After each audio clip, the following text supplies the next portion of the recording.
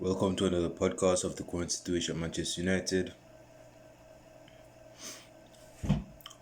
Sometimes when you're watching your favorite comedy show, everybody has that favorite comedy show that they always watch just to make them laugh, just to feel good, just to entertain them, right?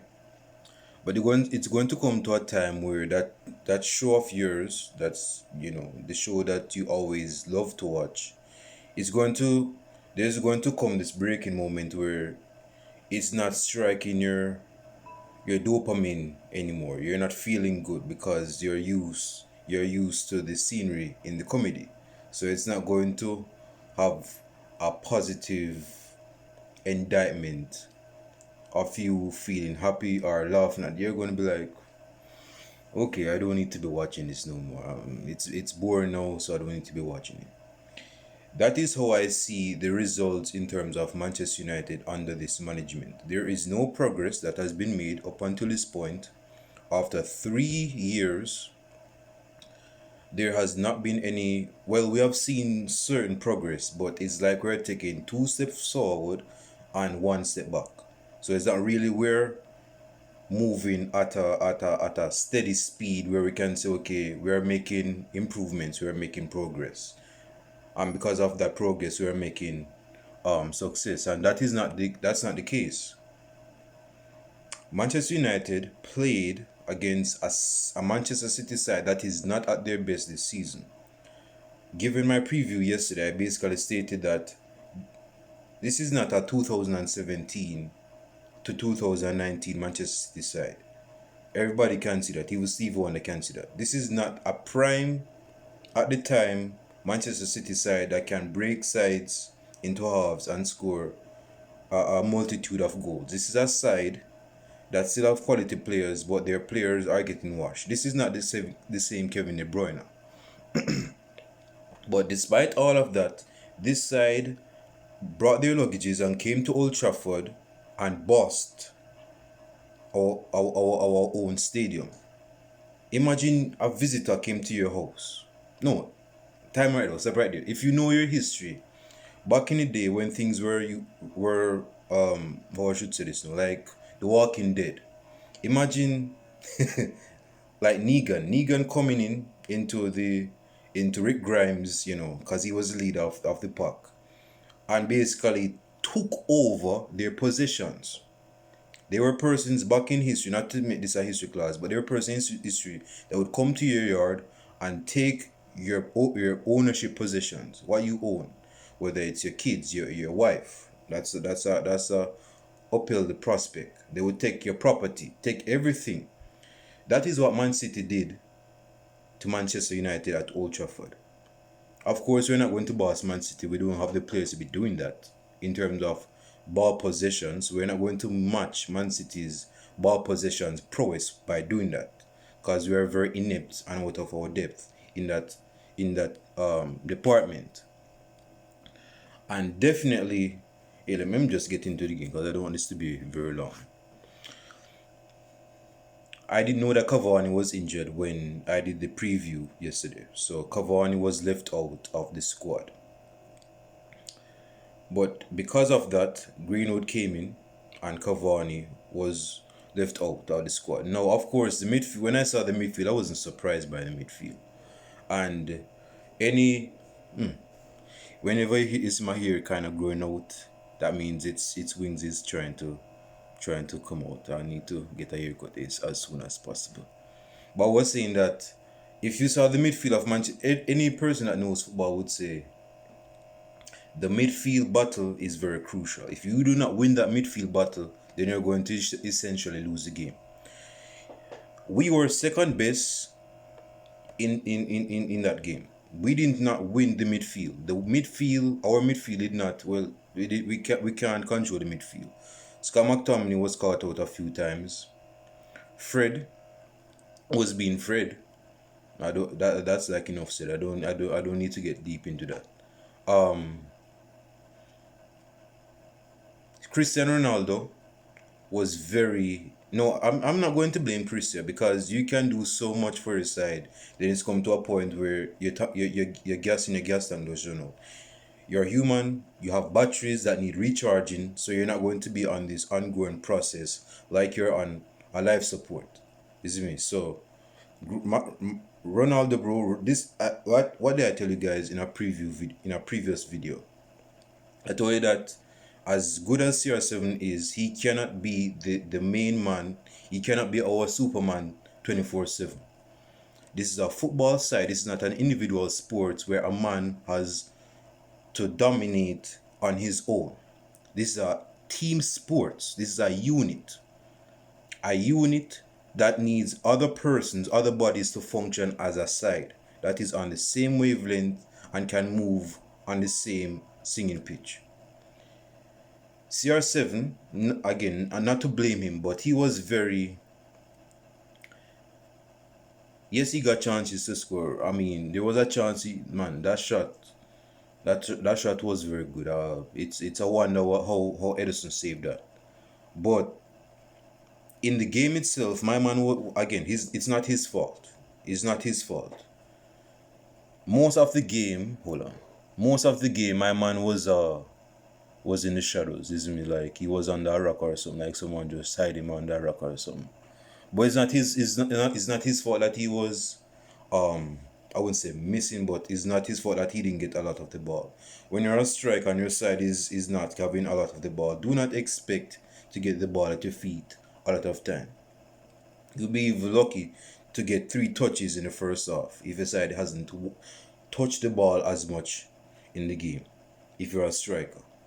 And CR7 was feeding off of scraps, he was feeding off of breadcrumbs, he was feeding off little things that were given to him. And of the little things that he was given, he tried to make the most of it by taking those one-time shots. And yeah, man, it just shows you, like someone was saying, I ain't gonna say his name, but this dude on Twitter was telling me that, yo, this dude, this CR7 done, this CR7 done is saving your side, man. You need to hook him up with some hookers and give him some cocaine, man, because this nigga is just saving your side 24/7, man. Like, he's human. What I mean, what? It's a wonder what Manchester United would have been like if CR7 didn't come to Manchester. If CR7 didn't come to Manchester, yeah, I kind of mix it myself right there. So imagine if CR7 was not Man United, bro. Hold on. It's a wonder if this dude, man, was not Manchester United. So, like I was not to get lengthy, but I was on a Twitter discussion last night, and this person who was the host, he's a Manchester United fan. And of course, you know, as with Twitter discussions where you're live and other persons are they are tuning in, there's different topics to discuss. So given that he's a Man United fan, I wanted to ask him, as a Man United fan to Man United fan, what was his prediction for the Manchester derby. And he was basically saying, man, yes, Manchester United not at our best, but I'm going with a 1-0 to Manchester United. And he was giving off this enthusiastic demeanor as if Manchester United was going to nick a goal through CR7, which I think he kind of, he basically said that CR7 was going to nick a goal, and United was going to play with a back five, which we did today. And but his enthusiasm, like he was saying, yeah, Man United goes to win against Man City. I'm like, bro, be realistic. When he said, no, man, this is a Manchester derby. Manchester United is going to win it. Well, it just goes to show you that superficial overconfidence don't mean anything, man. You have to be realistic and you have to be objective. Yes, this is not the best Man City side, but at the same time, this is a Man City side that can hurt a lot of sides. Eric Bailly, yes, he's been praised, he's been glorified and been given praises because of his heroic performance against Atalanta at home. But it just goes to show you that if you're a combative, aggressive, combative defender, sometimes that can hurt you. And Eric Bailly today, he scored an own goal. No, this is not the first time he scored an own goal against a top side. He scored an own goal against Liverpool in spring of 2018 when we were playing at Old Trafford. So I don't know if he has a big game blockage where he tends to score own goals. But yeah, he scored an own goal today, man. He scored an own goal today, and it was that basically set the precedence for the rest of the game. The game was not in our favor ever since that first goal was scored. Hold on, I'm hearing music. Yeah, after that goal was scored, man, it's not like we're on the ball in the first place, so it's not like we're in the best position in the first place before the goal was scored, but it kind of decreased the likelihood of us getting confidence on the ball or getting a hold of the game. And because of that, Ole Gunnar Solskjær has allowed himself to be in a position where he's a dead man walking like Nuno when he was at Tottenham Hotspurs. This is a manager that has lost a good amount of games so far this season, and it's not half of the season as yet. It's not even half time in the season as yet. It's not even December. And it's a wonder that this dude is still in a managerial position to manage Manchester United. This is not a manager. This is a PEE teacher that is in a position of being a manager. When his side is playing, this dude is sitting down and chopping his 10, trying to look like the king of Norway. But how are you going to sit down and chop it in like you're the king of Norway when Manchester City is having their way with you and you are playing at your own stadium and you're getting dominated from ball possession, chance creation, in terms of passes? You have to go, man. I wasn't gung ho in the summer when I said he needed to go. I wasn't officially Ole Gunnar Solskjær in the summer, but I gave 5 reasons why he should go. But I wasn't gung ho on the thought of him being removed. But now it's coming to a situation where he has to go, not only for his own good, but for the good of his legacy, of his reputation, and for the good of the club. We do not have the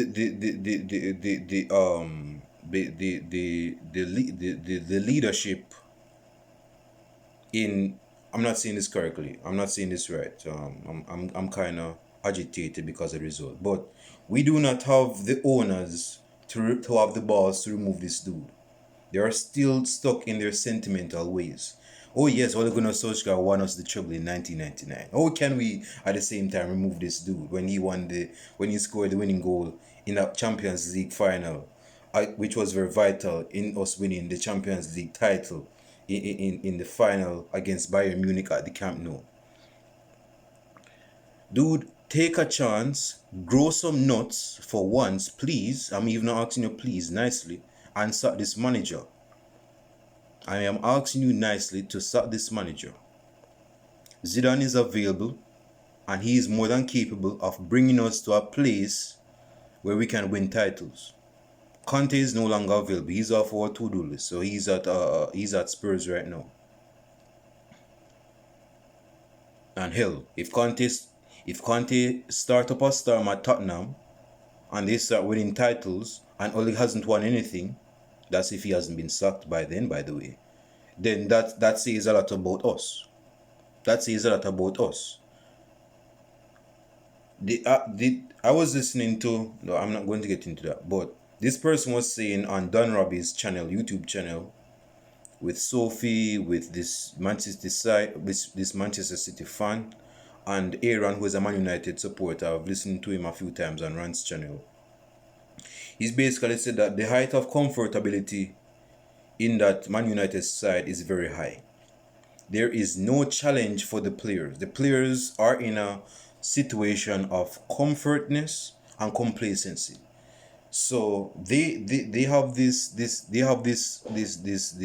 demeanor, this attitude of, well, hey, I'm playing for Manchester United, and when you play for Manchester United, that must mean something, right? Not everybody can play for Manchester United. I'm getting good money at Manchester United. That's hard work in itself, so I don't need to be working hard. They have that attitude and they're not working hard. That is why you have average players gaining over 100k per week. And they haven't really, at least on a consistent basis, show why they should be getting over 100k per week.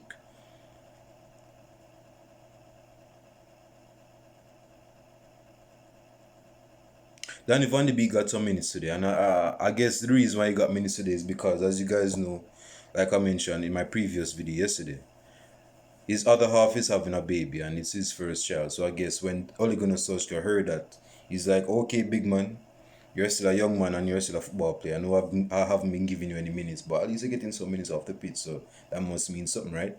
But in terms of the football, because you're a football player, I'm going to give you some minutes on the football pitch, just to just to as a gift of your babe that's going to be born. So I'm going to give you some minutes on the pitch. I mean that we're losing, but I'm going to give you some minutes on the pitch just because you're going to get your firstborn, in some months. But that didn't change the landscape of the game. The game was still in Man City's favor. Greenwood, I'm pretty sure Greenwood will get slack because he's been seen as a selfish player.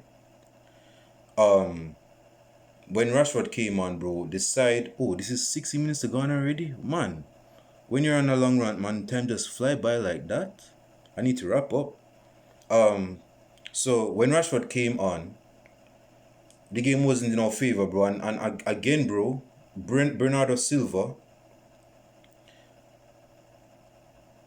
how are you going to allow unorthodox left back, an unorthodox left back, meaning a right-footed left back, cross the ball on his right side, crossing it at the far post for a player to nick it in? Now I can understand if a left-footed left back cross the ball outward at the far post, but a right back that is playing as a left back, that is right-footed, crossing the ball on the far post, and a short player that's not even taller than 5'10", nicking that goal on his best side at the near post. David De Gea, man. Yes, rain was falling, I give you that, but bro, man. Oh, let me not slap David De Gea because David De Gea was our savior in that game. We should have been under 5.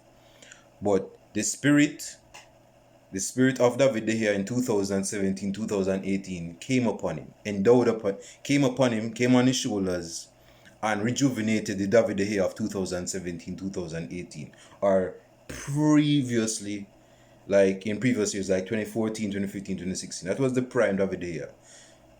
And man, dude, if David De Gea was in the post 2018 post 2018 form, we could have been under 5 goals, bro. Man, my lips are so dry. That's real talk. We could have been under 5 goals. Need to wrap up. Yeah, 5 goals, and it's a reality check, man, because it's not that we don't have the players.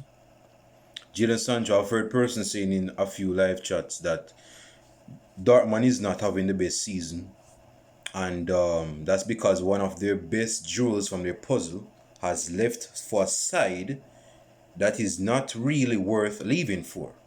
But because that side has cheese, and that cheese is enough to appease the player that is Jadon Sancho took his luggages and moved to greener pastures. But that greener pastures is not so green as he expected because we're losing at home. We're losing at home.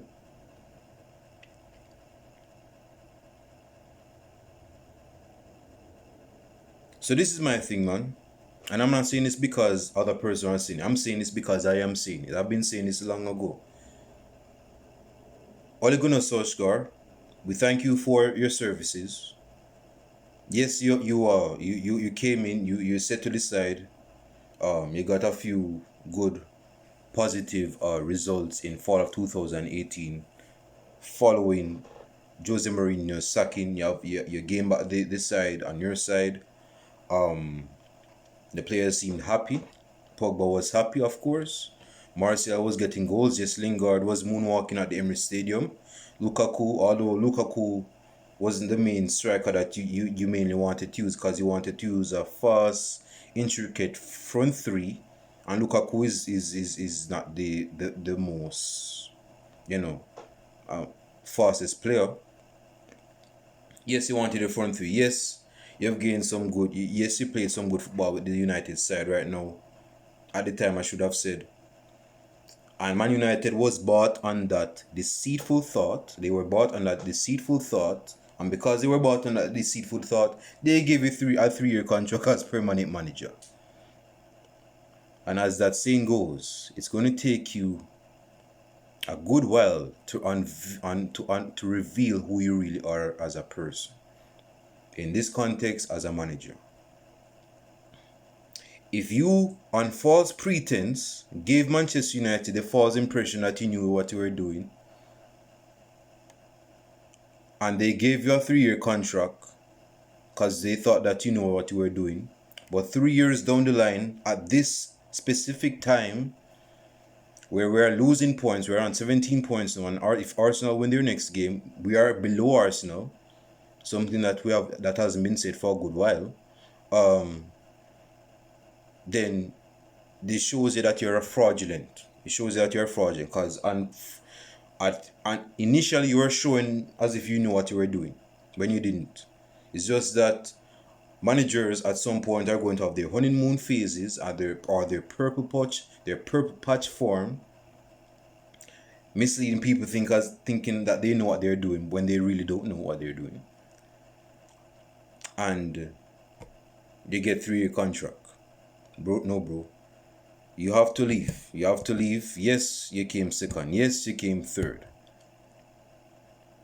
Yes, we understand that. And you got Bruno Fernandes when our Man City side was in shambles. Well, we were still in shambles, but it was in a worse situation. So this is the end of my rant, man. This is where I'm going to put pen to paper on my rant. Manchester United needs to remove Ole Gunnar Solskjær for the better, not for the betterment for only his legacy, but for the better of Manchester United, which is very primary, because Manchester United comes first, the player comes second, the manager comes second, the player comes third. Needs to be removed, man. Again, if this dude stays in a managerial spot in Manchester United, we're going to look like a circus clown. We're going to make Arsenal look like a decent side. Arteta is gaining form right now. And if Arteta is gaining form and he's able to make his players get points and perform good, Ole Gunnar Solskjær is no good. This dude needs to be removed. I'm done. I'm done. Zidane, please come to Manchester United. Please. What's that French word? Bonjour? Whatever. I don't know French. But come to Manchester United, bro. When Zidane comes in, he's going to have that high degree of influence that Ole Gunnar Solskjær doesn't have, because nobody wants to preside over a bench player that made himself a name by being a bench player. Now, Zidane, not because of what he did as a player, but what he does as a manager for a short period of time, has a high degree of influence to get the players and big egos and big characters on his side. If you could do that at Real Madrid, that has the most egos, then you can do that at any club. And not any player can just come into the batter's box of Real Madrid and be a manager and command respect from Real Madrid players. Real Madrid has most managers more than any other business company. So to be a manager that is not really known, but you had a high degree of influence as a player, and you came in as a manager in Real Madrid in 2016, and ever since you have won them 3 Champions League in a row, 3 Champions Leagues in a row, plural. You won a La Liga in 2016, 2017, and you won another La Liga, and you won a few other cups.